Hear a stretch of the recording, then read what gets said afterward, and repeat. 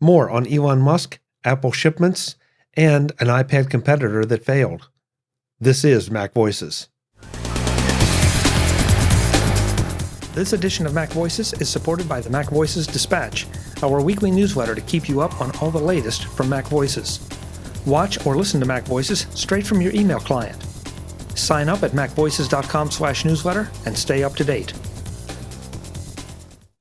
Welcome to Mac Voices. This is the talk of the Apple community, and I'm Chuck Joyner. Folks, this is the third and final part for this Mac Voices Live panel. This time we wrap up our discussion of Elon Musk with some surprising conclusions. We take a look at Apple shipments versus their competitors, and we also look at just how fast an iPad competitor failed. Let's go back and let the panel do the talking. You know what, Chuck, I'm sorry not to keep this going even longer, but you're not wrong. There is a lot of value to thinking different, to looking at things with a slightly skewed viewpoint. And you can say that about Walt Disney, you can say it about Steve Jobs, you can say it about Henry Ford, you can say it about Thomas Edison, Nikola Tesla. You have to look at things with a skewed viewpoint to make a difference. That's why I love having the younger folks come to Macstock, because they always look at things with fresh eyes, and they always look at things with a slightly different viewpoint that us old fogies are never going to see. And I think it's amazing when we have a 13-year-old show up at Macstock, and she start schooling the folks who are standing around her on some piece of technology that, they look at as just this thing, and she looks at in a completely new way. And suddenly everyone standing around her is like, oh, wow, that's really cool. And here's this 13-year-old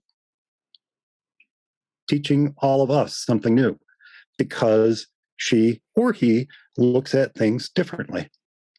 And there's a lot to think different. There's a lot to the intersection of technology and liberal arts. These aren't just phrases. These are ideas. These are ways of approaching topics. And I think it's so important. Now, whether you're right, I don't agree with everything Elon Musk does, but there is something to be said for just looking at stuff with a little bit of a crazy eye.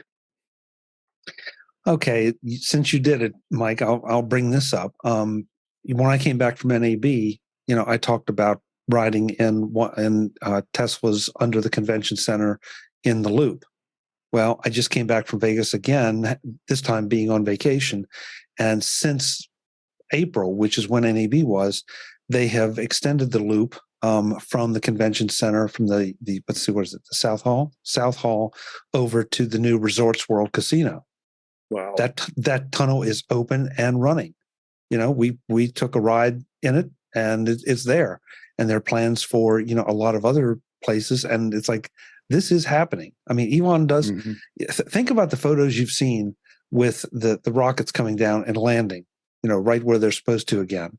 And thinking about, I think it was Webb in the chat room said he's, under full disclosure, he's driving a Tesla. Think about how many Teslas you see on the road. And what has happened to the electric vehicle market because of Elon Musk. So love him or hate him, he is having an influence in a number of different places. Maybe some not always positive. How long have vertically landing rockets been a thing? Several years now. And whether it's Blue Origin or whether it's Elon, I'm completely blanking on his SpaceX. Whether it's SpaceX or Blue Origin or whomever, seeing a booster land vertically on the ground and not topple over the second it hits the ground just blows my mind every time. Yeah, it's amazing. Yeah. It's magic. You guys were talking about Drobos earlier. Talk about a callback. I'm going to do a callback here. You're talking about Drobos. You know why we love Drobos so much? Because they were magic. You could take any 5 drives and stick them in that Drobo, and they just worked. Anyone who worked with NASs or other types of direct attached storage, that was not a thing. That was not a thing. Drobos were magic. And I do hope that Drobo sticks around because of that. But it's the same thing as those vertically landing rockets. They're magic. No, I know they're not magic, but they are. That's what magic is. Any sufficiently advanced technology is indistinguishable from magic. Mm-hmm. Yep. There you go. Exactly. Thank you, Arthur C. Clarke. Exactly. Yep. I knew exactly what you were going to say. Yep. Paul in the chat room, this is really well said. Old guys have rules, new kids don't. Yes, exactly. That's really well said, Paul. I absolutely love it when we have those young kids at Macstock. Absolutely. My son has rules. Yeah, but he just has different rules, Warren. I hope they're the same. I hope they're the same ones I give them. Yeah. Okay. The next one, next story. We are playing a little bit of catch up here, folks, because we were off for a week. But I'm throwing this in the chat rooms now. Mark, I think this is one too. Oh, Mark's gone, unless he's hiding. But he brought this one. Apple Mac shipments grew in Q2 2022 amid continued worldwide PC shipment decline. Yeah. And I think I saw today on Apple World today that Gartner had said now that Apple has increased to like 9.3 or 9.4% of the global market for Macs in spite of everything, which I think is really, really interesting. Yeah. In spite of, what do you mean by in spite of everything? Well, in spite of supply chain issues and, the fact that maybe things aren't quite as accessible as some folks would like them to be. Well, the other manufacturers may have worse supply chain issues. Maybe so. Yeah, but you look at this. You look at this chart, and you got 9.3% growth with Apple, and then everybody else is in the negative. So look at HP, 27.5% decline in growth. I mean, that's huge. It's awesome. Yeah, no, that's good too. Yeah, I mean, it's interesting to see. But yeah, Apple continues to grow. They would just all buy software. Yeah. Very early in the show here, Webb put up a question, and we didn't get to it at the time. Other than ordering a new M2 MacBook, is anyone waiting on a new Apple product? I need to replace a desktop Mac. A new Ultra Mac Studio won't deliver until October. Yeah, it's the supply chain. It's crazy. I'm putting in orders. As I said a million times, check Best Buy. I was in there the other day that had Mac Studios.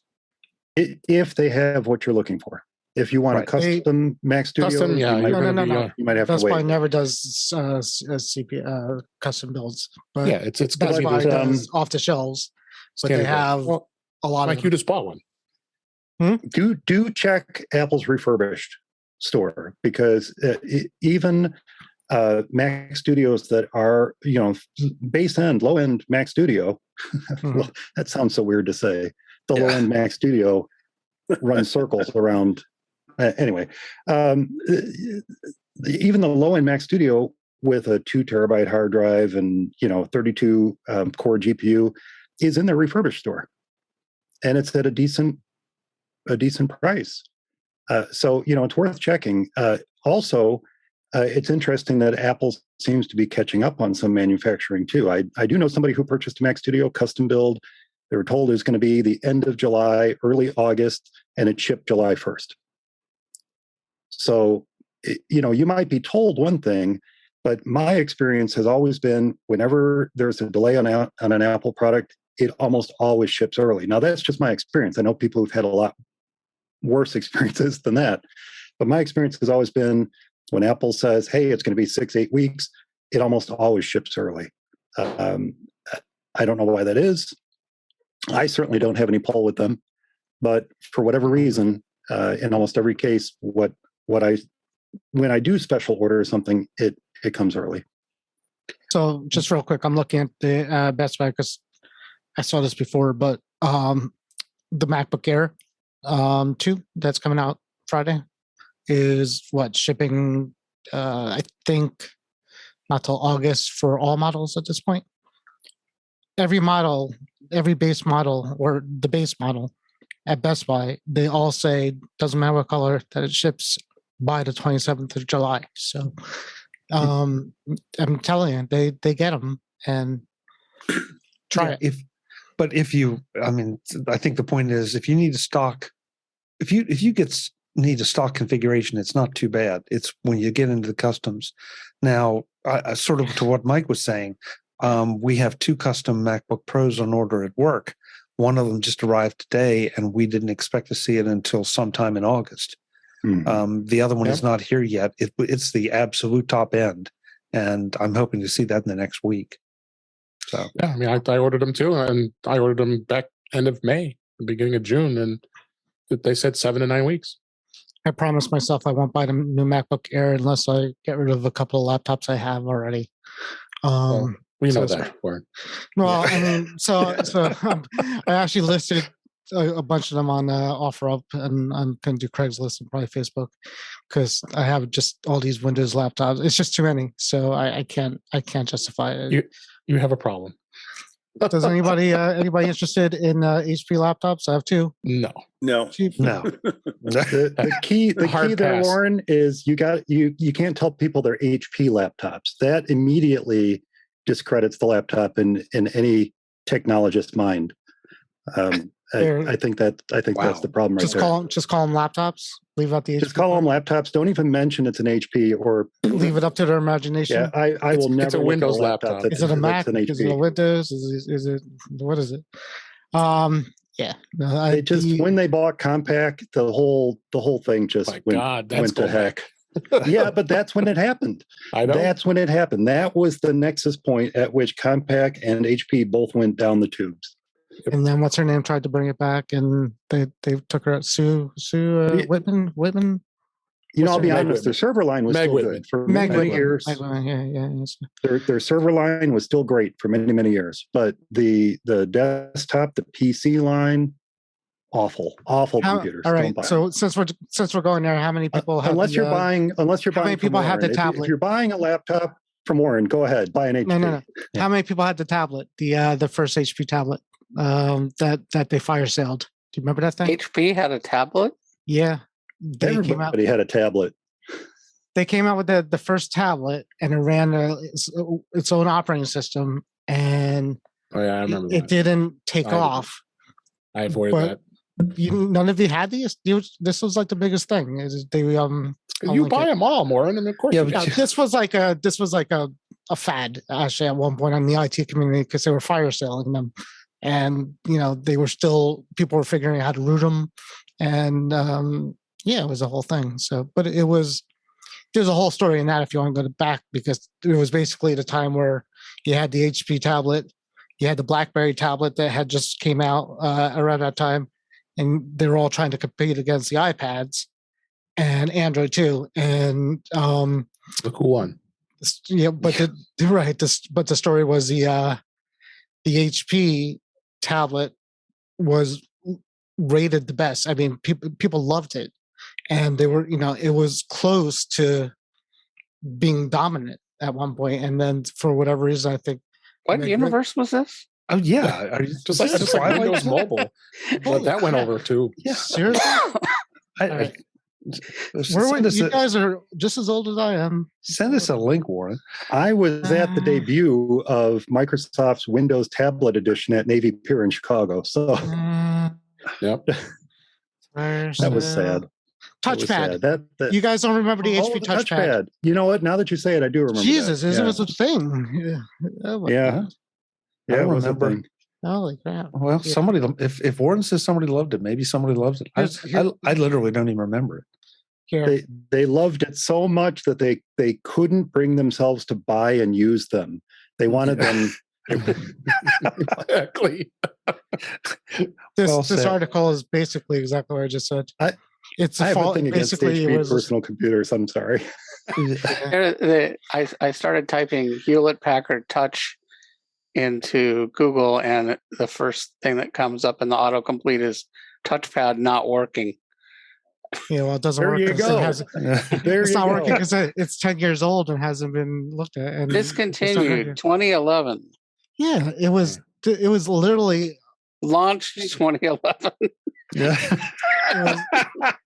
And when did the iPad come out? Right, 2011, same year. 2010. The lifespan was July 1st to August 18th.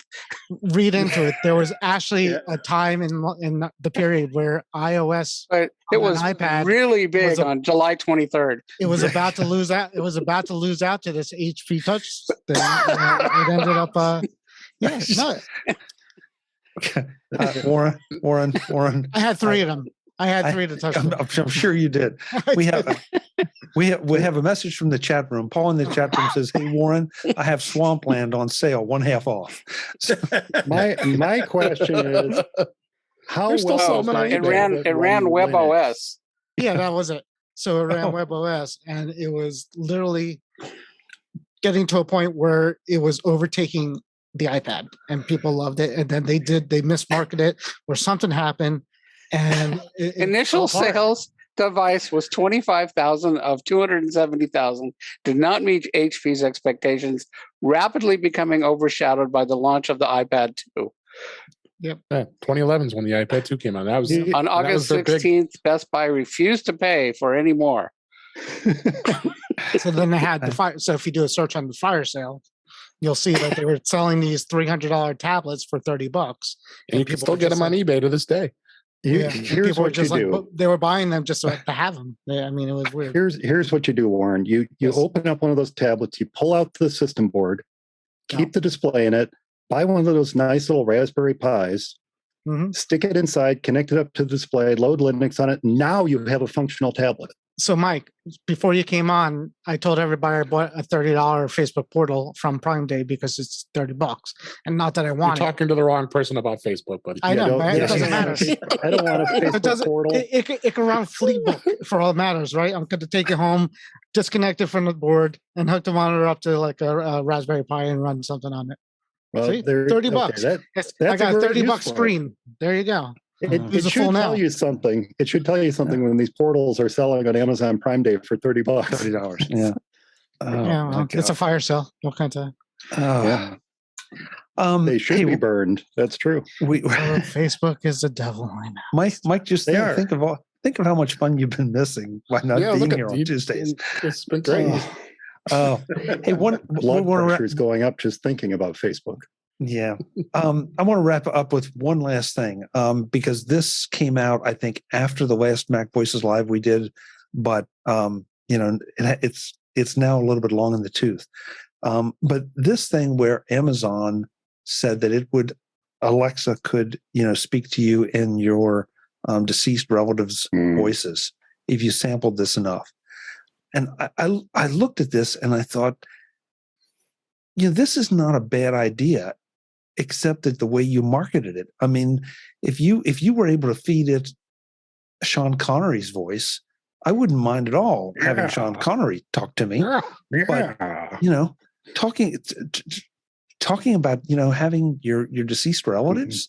I mean, no, you're seeing it wrong, Chuck. You're seeing it wrong. Okay, this is the first step towards an Echo-enabled tombstone. That's really what they're going for. Yeah, you can walk up to the tombstone. Cemeteries are going to be filled with tombstones that are all Echo-enabled, and you'll be able to talk to your dead relative. I don't know. I'm just pulling this out of my ear, but imagine. And it sounds a hell of a lot more fun than a normal cemetery. I'll be honest with you. And they do. That's how they do it in Italy. I mean, if my parents said we're going to a cemetery and they said it's the one with the Alexas where you can talk to the dead, I'm like, yeah, let's go. Rather than staring at a rock. Jim, isn't it California, Jim, where there's a cemetery where they do that? Not with echoes, but isn't there one where you can record or have a recording of your deceased relative's voice come out of the headstones? I thought that was in California. It could be. I've not been to that. I've not been to that cemetery. The two cemeteries I go to, they don't have that. So I have often thought that it's, in this day and age, though, you go to a cemetery and it's like a name and 2 dates and maybe like a beloved, whatever. And that's it. And, it's like, wow, that's this whole person's life. But I think in Italy they have a lot more. They put all these plaster pictures all over and put a life story, and they really get into it. So maybe there'll be a market for this in Italy. I don't know. Well, I want a tombstone like at the Haunted Mansion at Disney World. Here lies Uncle Ned, a big fat rock dropped on his head, that kind of thing. That's what I want. That was a Pirates. Except not Uncle Ned and a rock. I want something that describes me. A nice little haiku or a poem or something to describe. I think there should be a QR code that I can. Yeah, there you go. Yeah, bring it up on my phone. I wouldn't be a bit surprised because here in this area, and I'm sure it's other places, but the headstones now are being engraved with, images of the deceased, and they're they're really good images. There's no question about who you're talking about, and maybe, and maybe their favorite vehicle or their favorite boat or whatever was important to them. So as much as we're laughing about this, it probably isn't beyond the realm of possibility, especially the QR code thing. Yeah. Everybody has a smartphone. You can walk right up to it. Oh, no, Brian in the chat room says, I've been to cemeteries where they have QR codes that take you to more information. Brian, I assume you mean that's... I have not seen that. Yeah, I assume you mean that's about the deceased, Brian, and not necessarily about the services of the cemetery. But, wow. Let me see if I can. Here, I have a coffin right here. Let me see if I can show it to you. Hey, what? Here we go. Right there. What? That's half. See, now, don't you wish you had Johnny Ivy? Improving that for you, Mike. That's half of a coffee table. My back. Get the other one in a glass top of your set. That one is a. Which one is that? That's a first generation Intel Mac Pro right there. G3. Wow. 2006. No, the first Mac Pro. The company I worked for paid a lot of money for that thing. I can't bear to get rid of it. I don't want it. I took one home once. And my wife yelled. It's a Mac Studio Plus cubed. Yeah. It is. I had one. My wife said, "Get rid of it. It's either me or that big thing," and I had to get rid of it. Yeah. Guys, this was a wild show, but thank you so much. Yes. We've had a lot of laughs and covered a bunch of stories. And the only thing I regret, and Brian, we will not do this. We will do this maybe next week because some of us will be on the way to Macstock. But early on, where was it? Brian had said for some, Macstock may be the first time people have traveled by air in a while. What new pieces of travel technology are people bringing that didn't exist in 2020? And so I'm going to leave everybody with that to think about that, and we'll start with that next week because that's a really interesting question. It seems like we were just at Macstock, but it's been what, like 3 years? 3 years. 3 years. 3 years. Has anything been? It doesn't seem like I was just there. It seems like forever ago. Yeah, was it July or August in 2019? Which July? Yeah, July. Always July. But very end of July. Yeah. Right. Let's go around the room and let folks know where they can find you, and we'll get out of here. David Ginsburg, thank you for being here. And I guess we will see you at Macstock in about a week and a half. Where can folks find you in the meantime? You can find me at In Touch with iOS at intouchwithios.com. You have my YouTube channel at youtube.com/DaveG65. Here on Tuesdays, I'm on the Mac Show on the British Tech Network on Fridays. And you can find me on Twitter at DaveG65. Thanks again, Chuck. Thank you, David. Warren, when you're off your meds or on your meds, where can folks find you? Never going to happen. Actually, my joke was Elon Musk was not high for 30 minutes the other day, and he remembered to cancel Twitter. Anyhow, you can use that. I am on here next week. I will be traveling. I'll be on with Dave on Thursday. Mike, I decided just for you, I'm going to wear my Facebook branded T-shirt. I'm going to bring my and basically just live streaming on Facebook. To ban them. The whole thing is just going to be live streamed just on Facebook. I will be in touch with the school's IT department to make sure they lock you out as soon as you walk in the door. You got it. All right. I'll see you guys then. All right. Jim Ray, where can folks find you? Thank you for hanging out with us tonight. It's always fun. Well, you can find me at provue.com, PROVUE. And if you want to check out my bot account, that is at ProView Gym on the not. It's I work very hard to make it look realistic. The truth is now out there. Don't tell Elon, he doesn't like him. Yeah. Mike Potter, thank you so much for making the time for us tonight, in spite of being in the final stages of getting Macstock ready to roll. What's the best way for people to connect with you with all your many activities? Well, first, thank you for having me. Always a great honor to be here with all of you as well. Macstock Conference and Expo.com is Macstock's website. You can also find Macstock at youtube.com/Macstock, at Macstock Expo on Twitter. Technically, I guess I'm somewhere out there on Facebook, but maybe only Warren can find that. And then for Mac Guys Only. You should keep your pants on Facebook, by the way, just so you know. My wife and I were talking about whether I should wear pants or not during this tonight. I'm happy to say I did.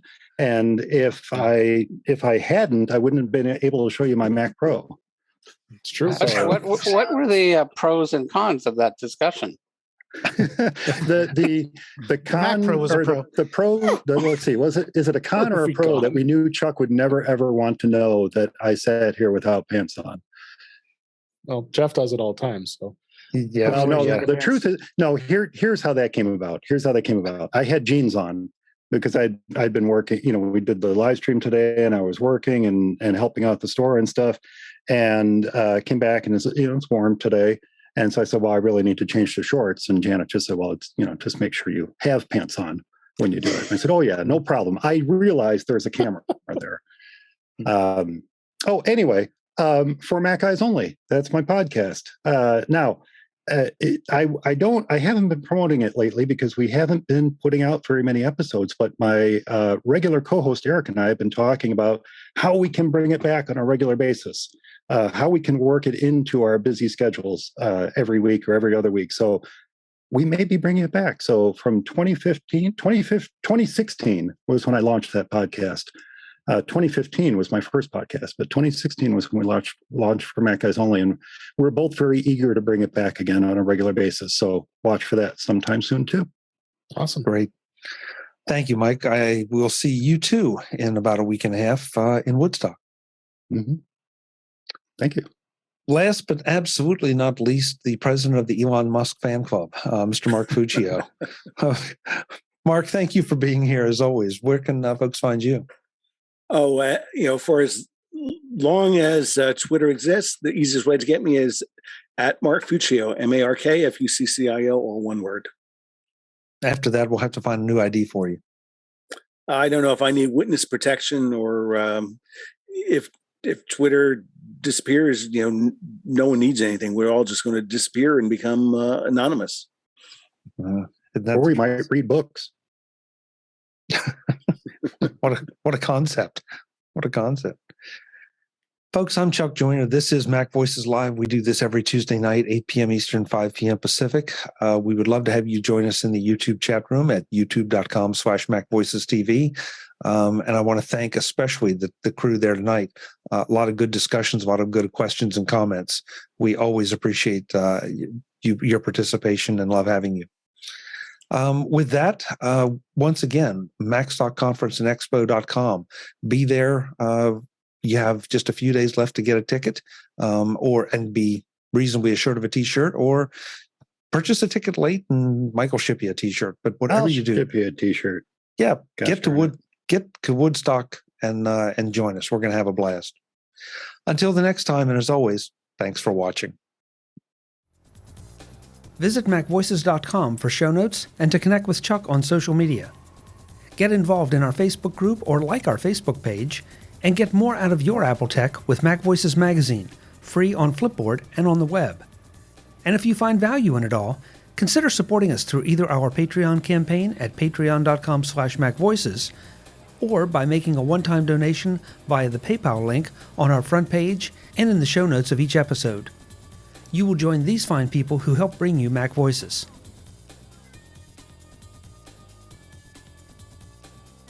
Advertising handled by Backbeat Media at backbeatmedia.com. Bandwidth provided by CacheFly at cachefly.com.